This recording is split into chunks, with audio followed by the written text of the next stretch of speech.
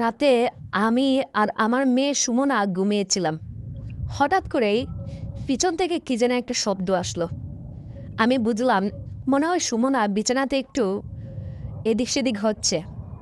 কিন্তু বন্ধুরা, সেদিন রাতে আমার সঙ্গে এমন একটি ঘটনা ঘটবে এটা আমি কখনোই চিন্তা করতে পারিনি। রাত্রে সেদিন আমার মেয়ে সুমনার বয়ফ্রেন্ড এসেছিল। ওর নাম হচ্ছে রাতুল। ও সেদিন সুমনাকে ভেবে আমাকে ৫ বার দিয়েই ছাড়ল। আরে বেটা তুই, ভালো কথা, আমার মেয়ের সঙ্গে রিলেশন করতে এসেছিস, ওর সঙ্গে একটা সম্পর্ক করতে এসেছিস, কিন্তু তার আগে তোর মুখটা তো দেখবি নাকি? মুখ না দেখেই বন্ধুরা, সেদিন রাতে লাইটটা ছিল অফ।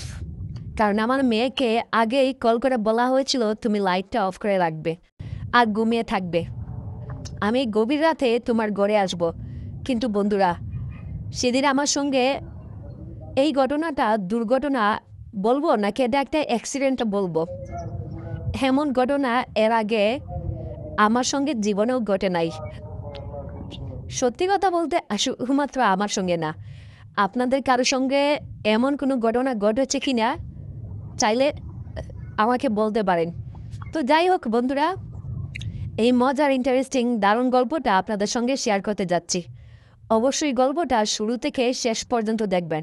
আর হ্যাঁ, আর একটা কথা, আপনারা অনেকেই গল্প দেখে চলে যান কিন্তু চ্যানেল সাবস্ক্রাইব করেন না। প্লিজ, ভালো লাগলে অবশ্যই একটা সাবস্ক্রাইব করে যাবেন। যাই হোক, শুরু করতেছি। বন্ধুরা, আমার নাম হচ্ছে মালতী। আমি এখন অনেক বয়স হয়ে গেছে। আমার স্বামী সে শহরে ভ্যানগাড়িতে ফলের ব্যবসা করে। আমি গ্রামে আমার মেয়েটাকে নিয়ে মোটামুটি ভালোই আছি। ওই গ্রামে আমাদেরকে বেশ কিছু কৃষি জমি আছে, শাক সবজি চাষ করি, খাই। আমার মেয়েটা স্কুলে পড়তেছে। ওর এখনও বিয়ের বয়স হয় নাই, তবে অনেক জায়গা থেকে ওর বিয়ের জন্য পাত্র দেখতে আসছে। তাছাড়া আমার মেয়ে হাতে একটা অ্যান্ড্রয়েড মোবাইলও আছে। ওর বাবা শহরে থাকে তো, আসলে এখন তো সবার কাছে মোবাইল আছে। আসলে এই মোবাইলটা মূলত আমারই। আমি আসলে এইসব অ্যান্ড্রয়েড মোবাইল, তারপরে ওই যে টাচ মোবাইল যেগুলো বলে, ইমো, তারপর হোয়াটসঅ্যাপ, এইগুলো খুব একটা বেশি আমার ধারণা নেই। মোবাইলটা ওর বাবা আমাকে কিনে দিয়েছিল, কিন্তু ওই যে শহরে থাকে না, মাঝে মধ্যে কল করতে হয়, ভিডিও কল টল এই সেই, মানে দেখতে হয়। বুঝেন তো, একজন বিবাহিত নারীর কাছে তার স্বামী কি কি চায় বা কি দেখতে চায়। তো যাই হোক, এইভাবে আমি ফোনটা চালাতে পারি না। আমার মেয়ের কাছেই ফোনটা সারাক্ষণ থাকে। সে মূলত ফেসবুক, কি বুক, আরও কত কিছু চালায়, বন্ধুদের সঙ্গে যোগাযোগ করে, তার ক্লাসমেট যারা স্বর্ণা, তারপর হচ্ছে আরও অনেক মেয়ে আছে ওর ফ্রেন্ড সার্কেল, ওর ফ্রেন্ডে বেশ কিছু ছেলেও আছে। ও আমার কাছে বলেছে ও কোনো রিলেশন করে না, কারোর সঙ্গে প্রেম ভালোবাসাও করে না, বাট শুধুমাত্র ফ্রেন্ড, ওই ক্লাসমেট হিসেবে পরিচিত, এইটুকুই সম্পর্ক, আর তেমন কোনো কিছু না। আমি একজন মা হিসেবে ওকে আমি সবসময় বলতাম, দেখ সুমনা, তোর বিয়ের বয়স হলে আমি তোকে সময় হলে ঠিকই বিয়ে দেব। মা, ছেলেদের ফাঁদে পড়িস না, তাদের ফাঁদে পাড়া দিস না, দেখ ছেলেরা কিন্তু খুব ভয়ঙ্কর হয়। তো আমার মেয়ে সবসময় আমাকে বলতো, মা আমি তো রিলেশন করি না বা আমি করব না। হ্যাঁ, তো এরকম ছিল। তো যাই হোক, এইভাবে আমাদের মা মেয়ের মোটামুটি বেশ ভালোই চলতেছিল। প্রায় বছরখানেক পর আমার মেয়ে প্রেমে পড়েছে একটা ছেলের, আমাদের পার্শ্ববর্তী গ্রামেরই। ওর স্কুলেই পড়াশোনা করে। আমি আমার মেয়েকে অনেক কিছু বললেও সে তখন সাবধান হতো না। তো প্রায় সময় আমি দেখতাম ছেলে আমাদের এদিকে আসতো, ওকে ভিডিও কল দিত, গিফট দিত। একদিন রাত্রের বেলা সে আমাদের বাসায় আসতে চাইলো, কিন্তু আমার মেয়ে বলল না, আইসো না, মার কাছে ধরা খেয়ে যাবা। তখন আমার মেয়ে আবার কেমন চালাক চিন্তা করে দেখেন, ও বলতেছে, শুনো তুমি একটা কাজ করো, রাত 12টা বা 1টার দিকে তুমি আইসো। মা তখন ঘুমিয়ে পড়ে, তো আমি তো মায়ের কাছেই ঘুমাই, ঠিক আছে? আর আমি আমার পায়ে একটা লাল সুতা বেঁধে রাখবো, তুমি এই পা দেখেই আমার কাছে চলে এসো। আর মা ঘুমালে পরে সে আর কোনো কিছু শুনতে পারে না। হ্যাঁ, সে আসলে প্রচুর পরিমাণে ঘুমায়। তো সেদিন রাতে কি হয়েছিল বন্ধুরা, আমার মেয়ে হঠাৎ করে আমাকে এক গ্লাস দুধ দিয়ে যাচ্ছে, বলতেছে, মা তুমি এটা খাও, তোমার শরীরটা খারাপ। আমি মনে মনে ভাবলাম, হঠাৎ করে আমার মেয়ে আমাকে দুধ দিল, তাছাড়া আমাদের তো কোনো গরু নেই, ও দুধ নিয়ে আসতো কোথা থেকে? আমি ওকে জিজ্ঞাসা করতে ও আমাকে বলে, মা পাশের বাড়ির বাবি দিয়েছে। তো আমি ভাবলাম, পাশের বাড়ির বাবি যেহেতু দিয়েছে, তাহলে আমি কেন খাবো? মায়েরা তো দুধ খায় না, আমি আমার মেয়েটাকে খাওয়াবো, ওর পুষ্টির দরকার। তারপর আমি এটাকে রেখে দিলাম ফ্রিজে নিয়ে এসে। কিন্তু আমার মেয়ে তখন দেখলো না, ও ফ্রিজ থেকে বের হয়ে ও নিজেই ওইটা খেয়ে ফেললো। পরে ও আমাকে বলতেছে, মা আমার মাথাটা প্রচুর পরিমাণে ঘুরাচ্ছে, আমার মনে হয় ঘুম পাচ্ছে। আমি কিছুই বুঝলাম না, ও ডিরেক্ট সেদিন ঘুমিয়ে পড়লো। আমি ওকে যে আমার রুমে নিব সেই সুযোগটাও আমি আর পেলাম না। তো আমি পরে বুঝলাম যে এই গ্লাসে আসলে দুধের সঙ্গে একটা ঘুমের ট্যাবলেট মেশানো হয়েছিল। এটা আমি তখন বুঝি নাই। আমি তখন গিয়ে আমি আমার রুমে শুয়ে পড়লাম, আর আমার মেয়ে সে এক পাশ হয়ে শুয়ে পড়ল। রুমের লাইট বন্ধ করে দিলাম। হঠাৎ করেই প্রায় রাত 12:30টার দিকে 1টা হবে, আমার মেয়ে সুমনার মোবাইলে বেশ কয়েকটা কল আসলো। আমি আসলে এত রাতে কল ধরবো কি না ধরবো, কার কল, ইমার্জেন্সি তো কোনো কল হতে পারে। আমি ধরলাম, ধরার পর কেউ ফিস ফিস করে বলতেছে, হেই আমি আসতেছি। তখন আমি আর স্পষ্ট করে তেমন কোনো কিছু আর শুনি নাই বন্ধুরা। তো আমি কেটে দিলাম, আমি ভাবলাম মনে হয় রং নাম্বার থেকে। আমি ঘুমিয়ে পড়লাম। কিছুক্ষণ পর আমাকে পিছন থেকে কেউ একজন জড়িয়ে ধরল। আমি ভাবলাম এটা আর কে হবে, নিশ্চয়ই আমার মেয়ে সুমনা হবে। মনে হয় ওর ঘুম ভেঙে গেছে। মেয়েটা প্রতিদিন রাতে ঘুমায় হচ্ছে রাত 11টা 10:30টায় মোবাইল দেখে, টিকটক দেখে।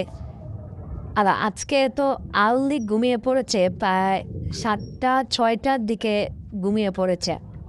তো যাই হোক, মনে হয় ওর মাথা খারাপ, হয়তো মনে হয় মাথাটা একটু ভালো হয়েছে, এখন ঘুম থেকে উঠে গেছে। দেখ, আমি আর এই বিষয় নিয়ে আর কোনো কিছু তেমন ভাবলাম না, যে ঘুম থেকে উঠে গেছে হয়তো পিছন থেকে আমাকে জড়িয়ে ধরল। একটু পরে খেয়াল করলাম যে আরও শক্ত করে সে আমাকে জড়িয়ে ধরল, আরও শক্ত করে সে আমাকে জড়িয়ে ধরল। আমি ভাবলাম কী ব্যাপার, আমার মেয়ে তো আমাকে কখনো এইভাবে শক্ত করে জড়িয়ে ধরে না। আমি ভাবলাম যে আজকে মনে হয় মাকে খুব মিস করতেছে, হতেই পারে। কিছুক্ষণ পর দেখলাম যে চুলের পিছনে যে গার আছে সেই জায়গাতে বেশ কিছু ইঙ্গিতভাবে বেশ কিছু কেমন একটু অস্বাভাবিকভাবে সে পিছন থেকে ওই পুরুষদের মতো চুম্বন দিচ্ছে। আমি ভাবলাম এইটা তো আমার মেয়ের একটা সমস্যা হয়ে দাঁড়ালো। এইভাবে বন্ধুরা তেমন আর কোনো কিছু সময় লস করলো না, তাড়াতাড়ি আমি দেখলাম ও খেতার ভিতরে ঢুকে যাচ্ছে। আমার মেয়ের কোমল আলাদা আর আমার খেতা আলাদা। আমি আসলে যে গ্রামের যে কাপড় দিয়ে যে খেতা বানাই না, পাতলা যে খাতাগুলা, এই খাতাগুলো ছাড়া আসলে ঘুমাতে পারি না। আর ওর পছন্দ হচ্ছে কম্বল, ও আসলে খাতায় ঘুমাতে পারে না, ওর পছন্দ হচ্ছে কম্বল। ও কম্বল, হঠাৎ করে দেখলাম ওর কম্বল ছেড়ে ও আমার খাতার ভিতরে ঢুকে গেছে। আমি ভাবলাম আজকে মায়ের প্রতি এত প্রেম। যাক, কিছুক্ষণ পর ও আমার শাড়ির, আমার যে পায়ের মাঝে যে শাড়ি আছে, আমার শাড়িটা উঠাচ্ছে। উঠিয়েই কি বলবো বন্ধুরা, সেই যে এক ধাক্কা দিল। এইভাবে প্রায় আনুমানিক 10 মিনিট এক টানা। হঠাৎ করে আমি লক্ষ্য করলাম কোনো একজন পুরুষ ছেলে মানুষ আমার পিছন থেকে আমাকে ধাক্কাধাক্কি করতেছে এবং তার যেই কাজটা করা দরকার সে এতক্ষণে করে ফেলেছে। আমি ভাবলাম আমার মেয়ে কি হঠাৎ করে মেয়ে থেকে কি ছেলে হয়ে গেল নাকি, ও এটা কি শুরু করতেছে মায়ের সঙ্গে, ওকে একটা থাপ্পড় দিব। পিছনে ঘুরতেই দেখি একটা ছেলে, আমার মেয়ের ফ্রেন্ড রাতুল। তখন ওকে আমি জিজ্ঞাসা করলাম, রাতুল তুমি এত রাতে এই জায়গায়? রাতুল অনেকটা অবাক হয়ে পড়ল। সেও আমাকে বলতেছে, আরে আন্টি আপনি এই জায়গায়? আমি বললাম, আমার বাড়ি, আমার ঘর, আমি এই জায়গায় থাকবো রাতে কি তুমি এই জায়গায় থাকবে? তার আগে তুমি বলো এত রাতে তুমি আমার বেডরুমে আমার ঘরে কি করতেছো? পাশেই দিকে আমার মেয়ে শুয়ে আছে। তখন আমাকে বলতেছে, আন্টি আমি তো আপনার মেয়ে সুমনাকে ভেবে এই কাজ করেছি এতক্ষণ, কিন্তু আপনি হবেন আমি বুঝতে পারি নাই। তাই তো বলে আপনার শরীরকে এত মোটা মোটা লাগতেছে কেন? সুমনার শরীর তো এত মোটা না। তখন আমি বুঝলাম যে ও আমাকে না, ও সুমনাকে এখানে সুমনার জন্য এসেছিল। তখন আমি বললাম, তুমি না সুমনার ক্লাসমেট হও, সুমনার ফ্রেন্ড হও? এর আগেও তো তুমি বেশ কয়েকবার এসে বলেছিলে সুমনার সঙ্গে তোমার কোনো সম্পর্ক নেই। হ্যাঁ, তুমি সুমনার শুধুমাত্র ফ্রেন্ড হও। কি আজকে আমার মেয়ের সঙ্গে সরাসরি এই কাজ করতে চলে এসেছ, যেই কাজটা একজন স্বামী আর একজন স্ত্রী করে? তখন রাতুল আমার হাতে ধরা পড়ে গেল। ওদিকে আমার মেয়ে তো রাতে যে দুধ খেয়েছিল নাক ডেকে ডেকে ঘুমাচ্ছে। এখন আমি বুঝতে পারলাম আমার মেয়ে কোনোদিন আমাকে দুধ খাওয়ায় না, ও আজকে আমাকে গ্লাসে করে নিয়ে দুধ দিচ্ছিল। তার মানে ও দুধে ট্যাবলেট মিশিয়েছিল, ঘুমের ট্যাবলেট, আর ওই দুধ খেয়ে ও এখন ঘুমাচ্ছে। তারপর আমি রাতুলকে বেঁধে রাখলাম উন্না দিয়ে। সকালবেলা যখন সুমনা ঘুম থেকে উঠলো তখন আমি বললাম, কিরে সুমনা, এই কি তোর নমুনা? হ্যাঁ, এই কি তোর বেস্ট ফ্রেন্ড, জাস্ট ফ্রেন্ড, তোর ক্লাসমেট? তুই না বলেছিলি রাতুল তোর সবচেয়ে ভালো ক্লাসমেট? তা তোর ক্লাসমেট হলে এত রাতে আমাদের বেডরুমে এসে তোকে ভেবে আমাকে তো 5বার নাড়িয়েই ছাড়লো। হ্যাঁ, আচ্ছা, তোলো তোলো তুমি টেম্পো চালাচ্ছ, ও তোমার বয়ফ্রেন্ড? সকালবেলা যখন ঘুম থেকে উঠলো আমার মেয়ে সুমনা, তখন আমি সুমনাকে জিজ্ঞাসা করলাম, এতদিন তুমি লুকিয়ে লুকিয়ে আমার চোখ ফাঁকি দিয়ে এইভাবে টেম্পো চালাচ্ছ, ও তোমার বয়ফ্রেন্ড, ওর সঙ্গে তুমি প্রেম করতেছ, আর আমার কাছে তুমি বলেছ ও তোমার বয়ফ্রেন্ড না, ও তোমার জাস্ট ফ্রেন্ড, তোমার ক্লাসমেট। কি এনো সুমনা, তুমি আমার কাছে এত বড় মিথ্যে কথাটা বললে? হ্যাঁ, এই তোমাকে আমি শিক্ষা দিয়েছিলাম?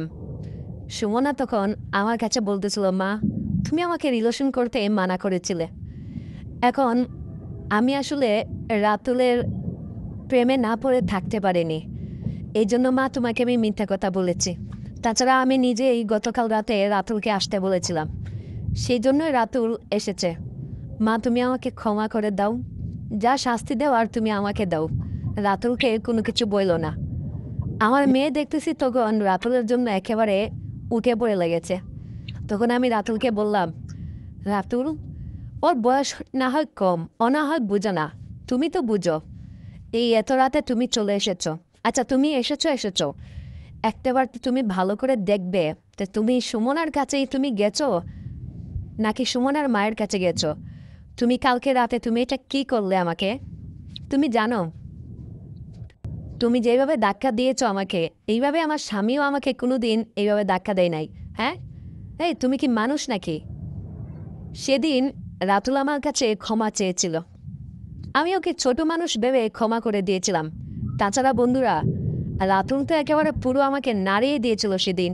সত্যি কথা বলতে আমার স্বামী সে তো শহরে থাকে, ফলের ব্যবসা করে ব্যানগাড়িতে। আমার স্বামী যে দেশে যখন আসে, এসে 2 দিন 3 দিন 5 দিন থেকে যায়, আমার স্বামীও ঠিক আমাকে এতটা নাড়াতে পারে না। এই ছোট্ট একটা ছেলে, আমার মেয়ের বয়ফ্রেন্ড রাতুল, ও আমাকে যেভাবে নাড়িয়ে দিয়েছে।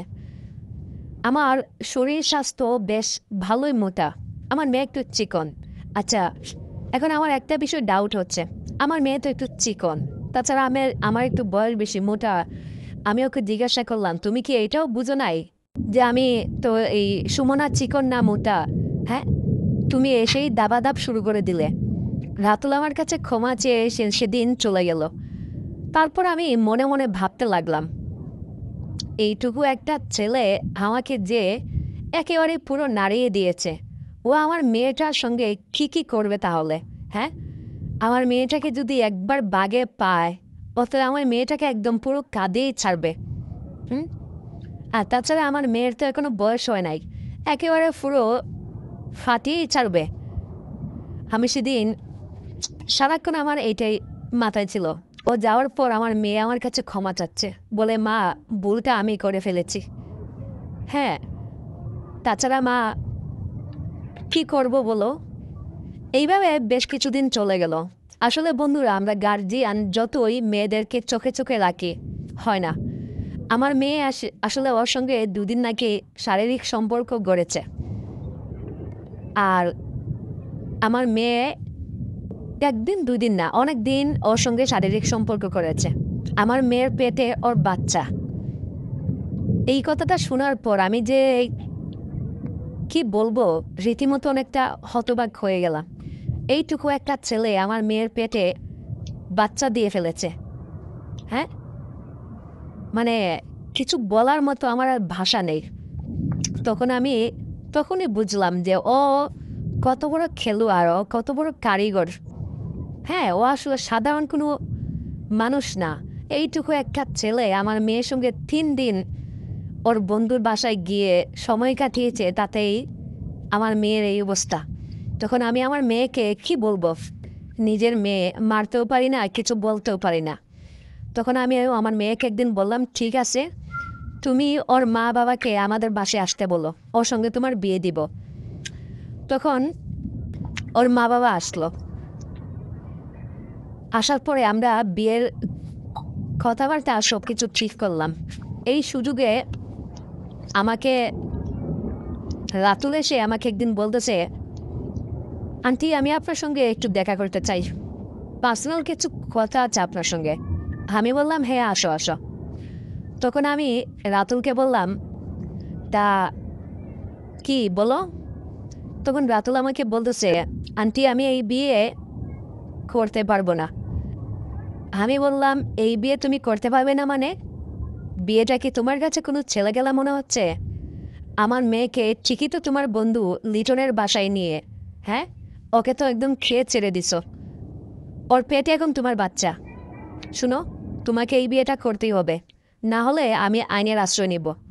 তখন রাতুল আমাকে বলতেছে, আপনি যা ইচ্ছা তাই করতে পারেন, আমার কোনো আপত্তি নেই, কিন্তু আন্টি, আমি এই বিয়ে করতে পারবো না। তখন আমি বললাম, তুমি এই বিয়ে করতে পারবে না মানে?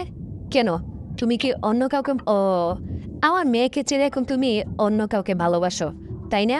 এই তো, তোমাদের ছেলেদের এটাই সমস্যা, তোমরা এক গাঁটের পানি তোমাদের ভালো লাগে না। এখন আবার কোন নিয়ে সর্বনাশ করতেছ? আমি মামলা করব, কেন আমার মেয়েকে বিয়ে করতে পারবে না? তখন রাতুল আমাকে বলছে, আন্টি, সেদিন রাতে সুমনা বড্ড বেশি ঘুমিয়েছিল। আমি আপনাদের রুমে এসেছিলাম। সুমনাকে দরজাটা খোলা রাখতে আমি বলেছিলাম। আন্টি, সেদিন সুমনাকে ঘুমে দেখে ওকে আর আমি আর ডাক দেই নাই। ওর ডাক দিলে উঠবে না, আমি ওকে বেশ কয়েকবার ওর পা ধরে টান দিয়েছি। তখন আমি পাশে দেখলাম আপনি ঘুমিয়ে আছেন। আন্টি, আপনার ওই ঘুমন্ত তরতাজা দেহটা দেখে আমি সেদিন আপনার প্রেমে পড়ে গিয়েছিলাম। আমি যখন আপনার খাতাটা একটু সরিয়েছিলাম, আপনার ওই শরীরটা দেখে আমার মনে একটা অন্যরকম একটা ফিলিংস কাজ করলো। ভিতরে একটা উত্তেজনা সৃষ্টি হলো। আন্টি, আমি সেদিন ভেবে এসেছিলাম যে সুমনাকে এই রাতে কিছু একটা করেই ছাড়ব, কিন্তু সুমনা মনে হচ্ছিল এমনভাবে ঘুমাচ্ছে, আর সম্ভব না। এই জন্য আন্টি, সেদিন আমি ইচ্ছে করেই পিছন থেকে আপনাকে কোনো কিছু না বলেই আমি দাপাদাপ শুরু করে দিয়েছিলাম। আন্টি, বিশ্বাস করেন, সেদিন আমি ইচ্ছে করেই কিন্তু এই কাজটা করেছিলাম। তবে আমি যেই মজা পেয়েছিলাম আন্টি সেদিন, সুমনাকে এর আগে আমি 3 বার আমার বন্ধু লিটনের বাসায় নিয়ে গেছি। ও সব কিছু জানে। আন্টি, বিশ্বাস করেন, আমি সুমনাকে ভালোবাসি, আমি সুমনাকে বিয়ে করব। কিন্তু সেদিন রাতে আপনার সঙ্গে আমার এই ঘটনাটার পর থেকে আমি বুঝলাম আন্টি সুমনার থেকে তো আপনাকে অনেক বেশি মজা। সুমনাকে একদমই আসলে এখন ভাল লাগে না। ও একে ও নতুন তো আসলে ওইভাবে বুঝে না। কিন্তু আন্টি সেদিন রাতে আমি ভুল করে আপনার সঙ্গে এই কাজটা করে আমার তো এখন আপনার ছবি এখন আমার হৃদয় জুড়ে বাসতেছে। আমি সুমনাকে বিয়ে করব, আমার তাতে কোনো সমস্যা নেই, আপত্তি নেই। কিন্তু আন্টি আপনি আমাকে মাঝে মধ্যে সুযোগ দিতে হবে, আমাকে কথা দিতে হবে। যদি আপনি সেদিন রাতে যেটা ভুল করে হয়ে গেছে যদি আমাকে এই সুযোগটা আবার আপনি দেন তাহলে আমি সুমনাকে বিয়ে করতে আমার কোনো আপত্তি নেই। বন্ধুরা, আমার মেয়ের জামাই, হবু জামাই এখনও হয়নি। তখন আমি বললাম, রাতুল তুমি এইটা কী বলতেছ? তুমি কি পাগল হয়ে গেলে নাকি? দেখো আমার স্বামী আছে, সে শহরে ব্যবসা করে। তাছাড়া তুমি আমার মেয়েকে বিয়ে করতে যাচ্ছ, আমি তোমার শাশুড়ি মা হব। তুমি আমার দিকে এটা তুলতে পারো না। হ্যাঁ এটা ঠিক, তুমি হয়তো আমার সঙ্গে মজা পেয়েছো, কিন্তু এটা আসলে ঠিক না রাতুল, এটা তোমার মনের একটা ভুল। দেখো তুমি ছোট মানুষ, তুমি এটা ভুল করে ফেলেছ, এটা তুমি আবার শুধরে নাও। দেখো আমার মেয়েটাকে তুমি এইভাবে নষ্ট করে চলে যেও না বাবা।